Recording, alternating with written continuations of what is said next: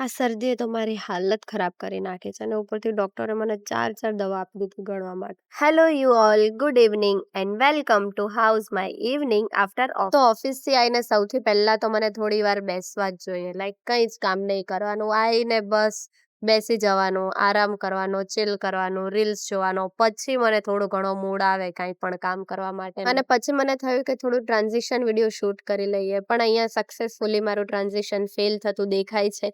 કોઈ વાંધો નહીં, બાય ધ વે. પછી વારો આવે છે દૂધ લેવા જવાનો, એટલે મારું ભાલું જેવું સ્વેટર પહેરીને હું નીકળી ગઈ છું દૂધ લેવા જવા માટે. Don't laugh at me. દૂધ લઈને આવી તો મારા નાનીએ આપી દીધી મને ખીચડી ધોવા માટે. એક તો આ ઠંડીનું મને પાણી અડવું ગમે ના, અને મારા નાની મને આવા જ કામ આપ્યા એટલે મેં તો ઠંડા પાણીએ ખીચડીને નવડાવી જ દીધી. બીજું મારાથી થાય શું, હે કામ તો કરવું જ પડે ને. પછી મારી મમ્મીને થોડું કામ કરાવી જ દીધું મેં ત્યાં. મારા નાનીએ જમવા માટે કઢી, ખીચડી અને મરચા બનાવીને તૈયાર કરી દીધું હતું. અને અહીંયા હું ગરમ કરી રહી છું મીઠાવાળું પાણી, કારણ કે મને હમણાં થોડા દિવસ થયા બહુ જ શરદી થઈ ગઈ છે. તો ડોક્ટરે મને મીઠાવાળા પાણીથી કોગળા કરવા કહ્યું છે.